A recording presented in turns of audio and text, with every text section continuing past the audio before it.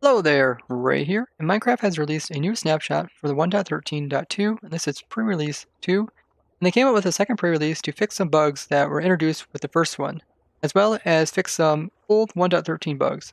And there also has been some news about 1.14, which I'll also talk about at the end of the video. So the first bug that they fixed was one to do with the new spawning that they introduced in 1.13.2 pre-release 1, and this is where mobs would not be able to spawn if they are farther than 128 meters severe around the player, and this really improves the performance of the game, but there was a problem because when the game was spawning in these mobs, it had a tendency to favor some directions. So a lot of things in Minecraft are directional, like the game will start spawning stuff in one direction and then work its way to the other side. So it's really likely that the game was pretty much filling up its spawns in one direction, it would never reach the other sides. So it ended up there not being hardly any mobs that were spawning in the negative Z direction. It's possible that the game was also not placing many also in the positive X, because a lot of times south and east go together in this game, as well as north and west. A lot of things like rails will be like northwest dependent, where some other things will be like southeast dependent. So that's something to keep in mind when working with different stuff. And this bug is fixed. As you can see, there is mobs spawning in the positive Z, as well as pretty much every other direction. They fixed a bug when upgrading your world to pre-release 1 is that when you would fly around to some of those old chunks that you used to generate, they wouldn't load and the game would just throw some errors, and then end up just being a big hole in your world.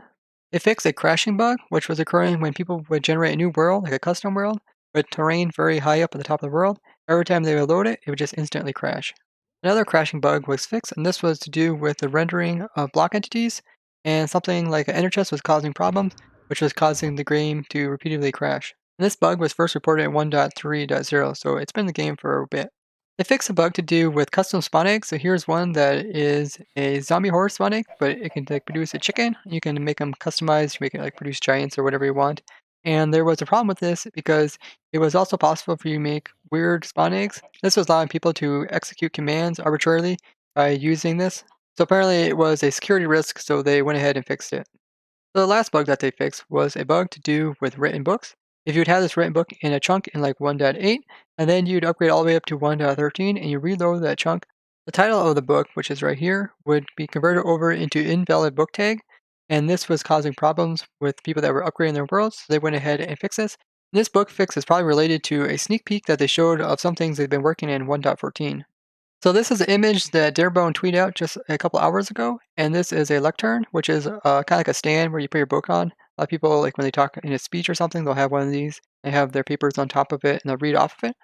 This was a really old project that Darebone was working on back in 2013.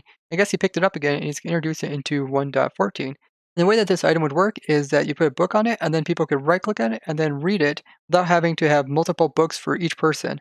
So let's say you have like a lobby for your spawn, and it has the rules. People can come up to this, click on it, then they could read the book, and then other people could come up into it, click into it, and read the book as well. That way you wouldn't need a whole bunch of signs to illustrate all the rules and stuff that go along with your spawn. Darebone, as well as Rock and Roll for Life, also made a comment about this structure, how the lectern could have a redstone component come out of it. So possibly if there was a book in it, then it would have like a comparator with a signal strength, or depending on how many people are reading it, the signal strength would come out of it. So they are going to try to add some redstone aspects into this, it sounds like. And that's one of the things that Rock and Roll for Life talked about when we talked to him in Discord, is that he says a lot of times they come up with a component such as this, and then later on they'll give it a redstone aspect to the game. So it's really easy for them to come up with new redstone stuff just by doing this. So it's really exciting to maybe possibly have a new redstone component to add, but since also the redstone component was kind of a second-hand thought, it would make it harder to introduce into other redstone builds. So it would be nice if they came up with a redstone component that was mostly focused on redstone, but it also had additional features. So Darebone also tweeted out this picture here, which is Lady Agnes looking at this picture over here. And it's just some sticky notes, and it shows a little creeper face here. And a lot of people are thinking this is supposed to be a calendar. These are supposed to be the weekends. I'm not sure what type of calendar this is, because usually weekends, Sunday is the first day of the week, so it'd be over here. So I don't know if they have a different type of calendar where all the weekends are squished to one end. Kind of looks a little strange, but according to this, it looks like the 24th is possibly the day that they're going to start releasing some of the first snapshots for Java to do with 1.14. They also said that they're going to come out with 1.13.2 full release on Monday. And then it sounds like shortly after they're going to start introducing the 1.14 snapshots. I love if you guys be part of the discussion.